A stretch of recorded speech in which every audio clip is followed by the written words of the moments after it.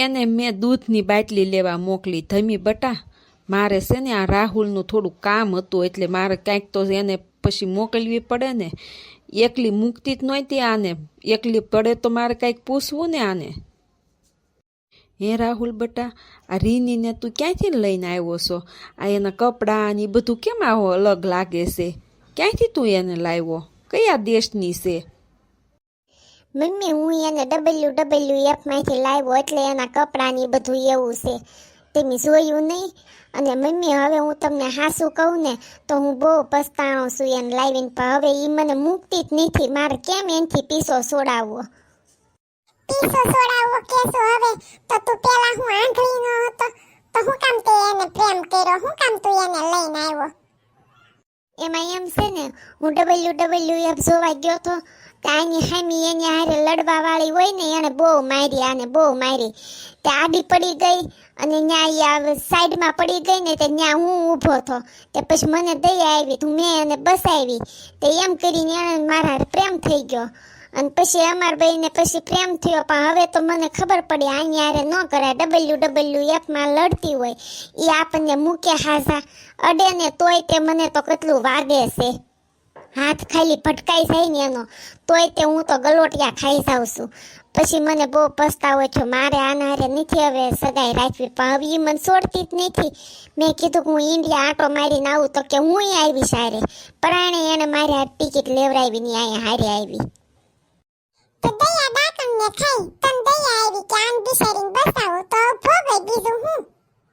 ના રે ના, ભોગવવા ક્યાંથી દે? મારો એકનો એક છોકરો છે ને હું થોડી કેમ એને હેરાન થવા દેવાની છું? હું એને હેરાન કરી નાખીશ એટલે વહી જશે આફુડી. ના ના વો મમ્મી, તમે તો એનું નામ લેતા જ નહીં. તમે એને હેરાન કરવાનું કહો છો ને એ તમને એક જ ફીકો મારશે ને તો તમારે તો આખી જિંદગીનો ખાટલો ઢાળવાનો વારો આવી જશે. એમ તો કેથી મને ઢીકો મારતી હતી. હું એને ન એ પેલા ઢીબી નાખું, શીપો ગરમ કરીને ડામ દઈ દઉં હારી પેટનો એને. તને નહીં ખબર હોય મારી? હા હો, તારી માએ હાસું કીધું, તમને ન ખબર હોય એની. તારી માં તો ડામ દે હે ને તો એ તો આખી જિંદગી યાદ રાખશે. ના ના મમ્મી, ડામ બામ કાંઈ એને ન દેવાય. તમને ન ખબર હોય, વિદેશમાં છે ને છોકરીઓનું વધારે માન હોય. એ કંઈક કેસ કે એવું કરશે ને તો આપણે આખી જિંદગી આખા ઘરને જેલમાં જવાનો વારો આવશે. તો બટા એનથી કેમ પીસો સોડાવશું આપણે? એને છે ને હું ત્યાં લઈ જાઉં પહેલાં અને પછી WWF જ્યારે પાછું થશે ને ત્યારે હું એને જે બહુ માથા ભારે હશે ને એને હારે એને ભાગ લેવડાવીશ. એટલે એ આને હરખાઈની ટીપી નાખશે ને એટલે પછી એમ કરીને હું એને ખાટલા વશ કરાવી નાખીશ. એટલે પછી એ મને નહીં મારું નામ લે અને મારથી છૂટી થઈ જશે. તું જોજે હો પાછો WWF એની બદલે ઈ તને ન મોકલી દે. હાલો એ બધું મૂકો. ધમી બટા, આજ રાંધવામાં તે શું બનાવ્યું છે? હે, બહુ ભૂખ લાગી છે હો. હવે હાલો ને બધા, હવે વાતો આપણી તો પૂરી થાહે જ નહીં.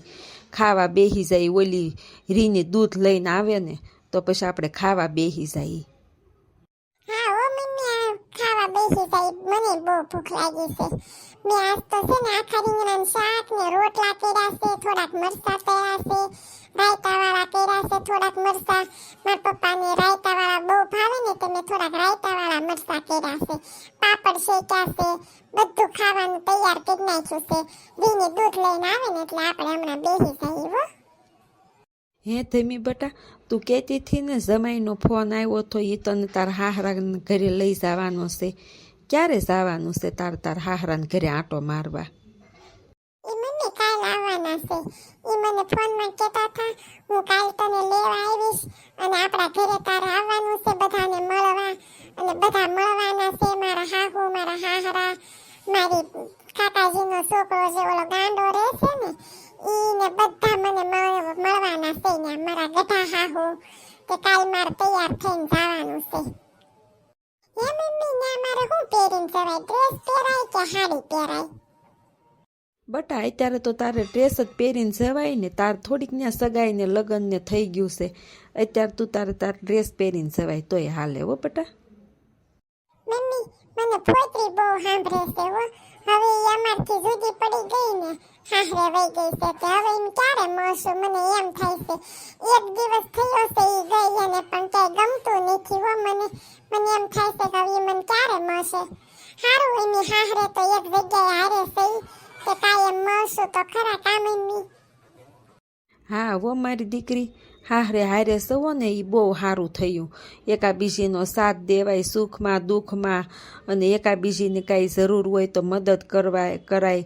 બહુ સારું થયું એક જગ્યાએ બે સવો ને એ. હાલો મમ્મી હવે હું બધું ખાવાનું તૈયાર કરી નાખું ત્યાં રીની આવશે હો. પછી આપણે ખાવા બેસી જઈએ. મને તો શાક જોઈને કઈ રહેવાતું નથી. શાકની સુગંધ કેટલી આવે છે. અહીંયા ઊભા છે અહીંયા સુગંધ આવે છે.